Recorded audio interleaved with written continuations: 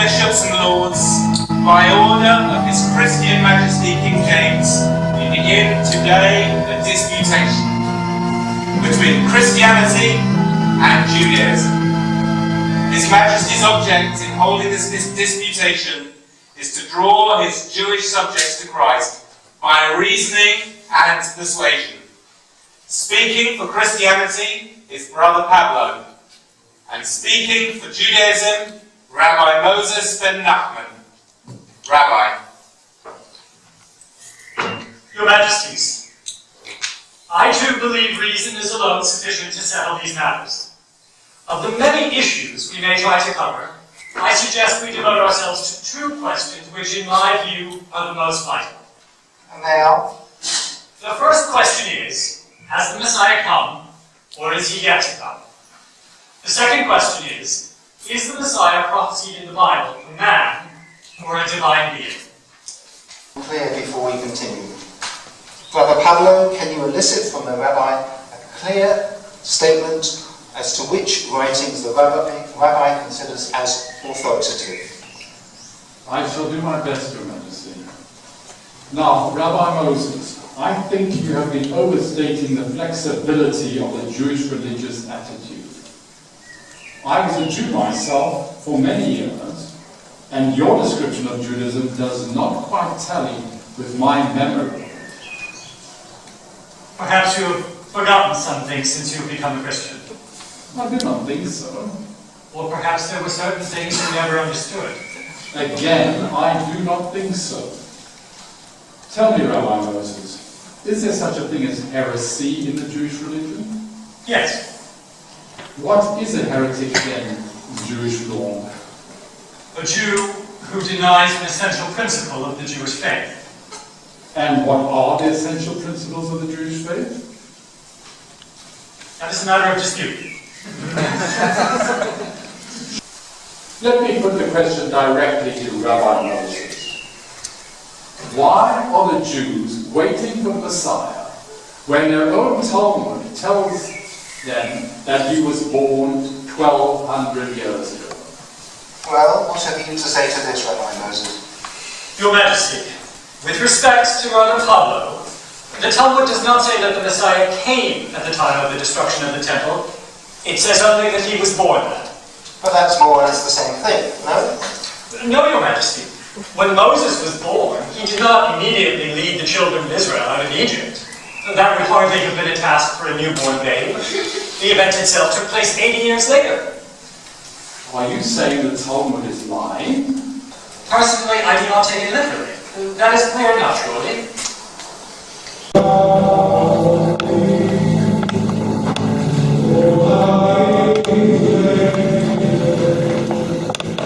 Well, Pablo, Rabbi Moses has great power. the power of the cross is greater. Ah, yes, I'm quite used to coping with the Jew myself, but he is always going to be there. Of course, after all, our Lord was a Jew, so were the apostles. What a marvellous Christian Rabbi Moses would make. Brother Pablo, do you miss being a Jew? Sometimes, when the festivals come round, or I pass a synagogue and strains of music reach me, These feelings are quite natural. no, they must be suppressed. Their whole world is obsolete. God has pronounced judgment on it. Brother Pablo, the church needs you just as you are. Spiritu Sancti Nomine Patre. Once the Jews were a mighty nation, with a temple in Jerusalem which was the wonder of the world. God decided that the temple should be razed to the ground, and instead the Christian church should arise, with its center in Rome, and its great cathedrals in many lands, each outshining that temple at the height of its glory. As a Jew, I suffered under that curse. But Jesus Christ released me. God's church is merciful. The door is still open. Let the Jews enter and share in God's manifold blessings.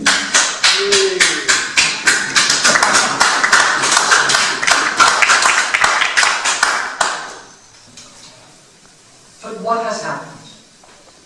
Over 1,200 years after the birth of Jesus, I look around the world. Is this a world of peace? Have the swords been beaten into plowshares? No. The world is more full of war than ever. And the most warlike of peoples, a people whose fierceness is greater than even that of the wolves, are the people of Christendom. He blasphemes! So I must speak. We Christians are never nearer to Christ than when we suffer from oppression. As Christ himself suffered, a slave can come to Christ as well as or better than an emperor. That is very comfortable doctrine for oppressors to hear. I don't believe anyone is better for being a slave. Freedom and equality must wait until the second coming. It seems all the true benefits of the coming of the Messiah must wait until the second coming. The first coming has not been without its benefits.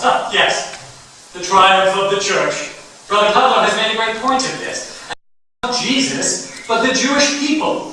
And that the suffering servant is still in your midst, and you followers of Jesus are his chief persecutors. Your Majesty, are we to allow such blasphemy? He says that Jews are Christ, and we Christians are his crucifiers. I promised him free speech. Tell me the truth, Pablo, tell me the truth. When you were a Jew, did you not see black magic practiced? Did you not see Christian children sacrificed? And they're bad news for unholy purposes! Your Majesty, such practices are unheard of amongst the Jews. It's not a question of fairness, it's a question of preventing blasphemy, which is an offence against God. Has it occurred to you, Raymond, that many of the things said on our side are blasphemous to the Jews? It is quite clear to me that the idea of Jesus being divine is to the rabbi a blasphemy. Are you suggesting, Your Majesty, we should not mention the divinity of Jesus Christ? It is impossible to conduct an argument without either side saying something which might be considered to be offensive or blasphemous to the other. Which side are you on? You have asked for an audience, Rabbi Moses. What is troubling you? Your Majesty, I have come to ask you to put an end to the disputation. Me too? I thought you were doing rather well. There is no hope of Pablo Christiani converting me. Let it end.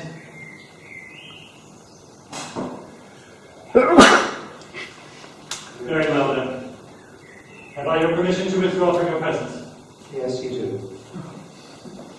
But Rabbi, please, sit down.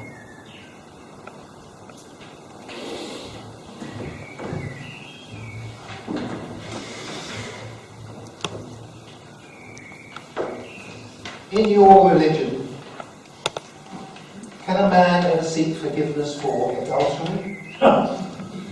We had a king once, our greatest king, King David. He committed adultery with Bathsheba, but he repented and was forgiven. But if a man sins and sins and does not repent because he loves his sin, then can he be forgiven? No. Oh, well, that is where our sweet Jesus is better than your hardware. What good is Jesus' forgiveness to us, to those whom we continue to sin against? It is the evil body that hinders our salvation. The body is good. The desire of the body is good. And these are not evil yearnings if they are rightly directed. Do they not come from God? Is it not the feeling of the fountain of life? I have written a book about the holiness of sexual desire. A book about lust and sexual desire? Rabbi Ben Nachman, you are a lewd rabbi. A king should take his pleasure like a lion. King David had 18 wives and concubines, and that was reckoned no sin.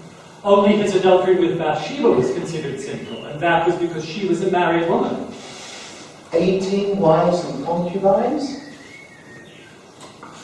I should have been born before Jesus. And the Messiah does not bring salvation. Because of their learning and their practice of the law, the Torah, they do not need it. I think this is superficial, self-satisfied, and complacent.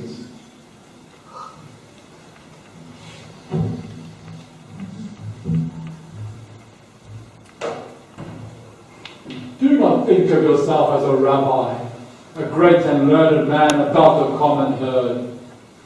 Think of yourself only as a human being, and say, with tears, God have mercy on me, a sinner. Then you will understand the need for our divine Savior. I pray, with God's help, I may have touched the soul of the Jew.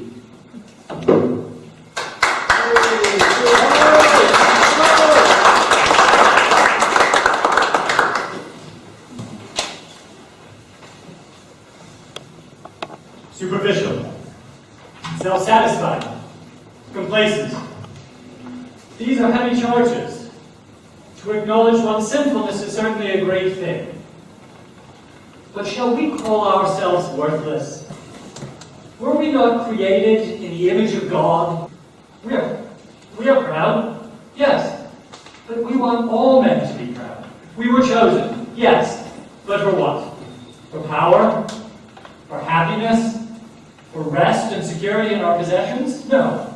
For pain and misery and persecution and wandering over the face of the earth. Do not say we have not seen the abyss. We who are on the brink of it every day of our lives, we who began our journey by crossing the desert with only a pillar of fire to guide us, we have seen it. Yet we continue our journey by the guidance of God's law, which was given for men, not for angels or devils.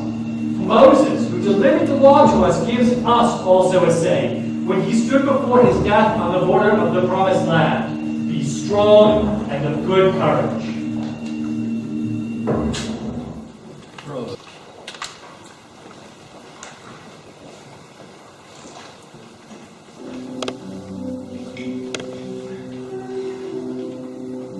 You have behaved very badly, James.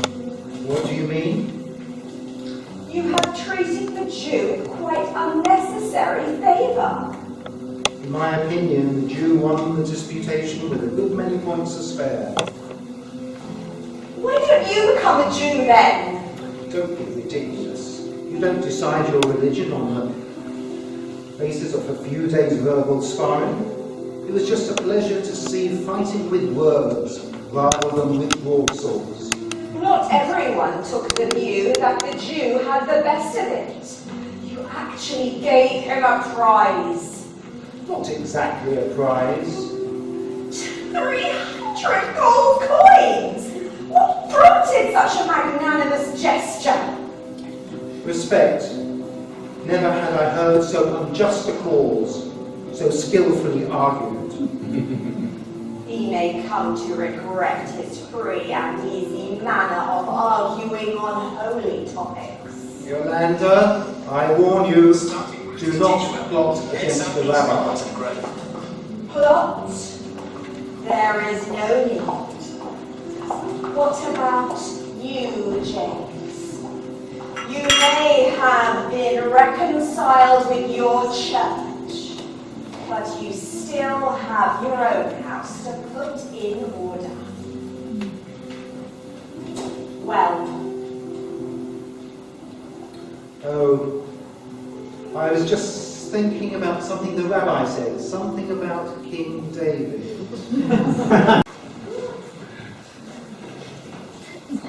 Nothing will ever be the same again.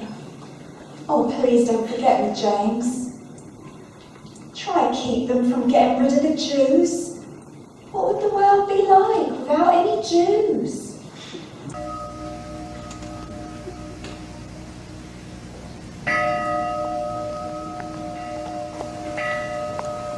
Your Majesty.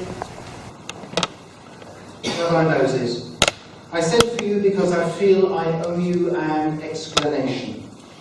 You understand that I saved you from death. I understand that, Your Majesty, and I am grateful. You should never have written that book about the disputation. The Pope is quite particular about books. I was forced to write it because of misrepresentations that were circulating about the disputation. I know. I wrote nothing in the book that was not said without your full permission in the disputation. I know that too. If it had been up to me, you would not have been exiled. But I got into rather hot water with the Pope, and an excommunication would be awkward. I appreciate it. You are a good man, Your Majesty. But do not become too much of a Christian. Keep a little of the pagan about you. It's a shame we Jews gave you pagans a sense of sin. You do not know what to do with it. I won't argue theology with you, Rabbi, but I wish you a safe journey to the Holy Land. And I am sorry to see you go. Believe me. Goodbye.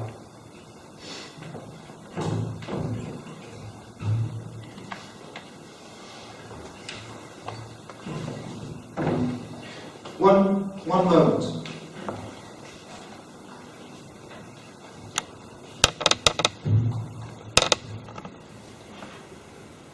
Give me your blessing.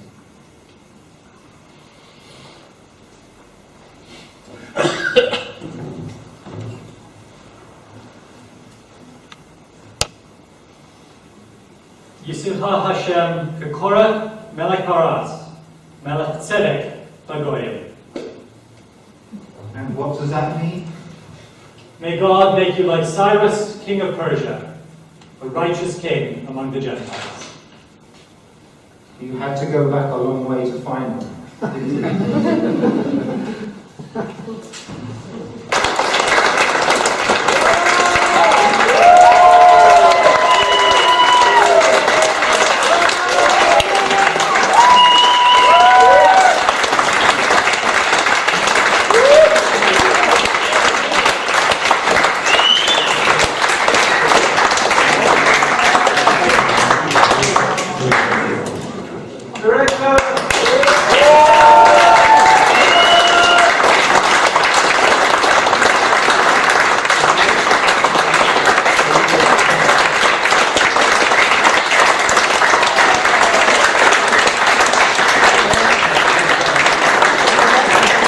Thank you for being silent. Thank you.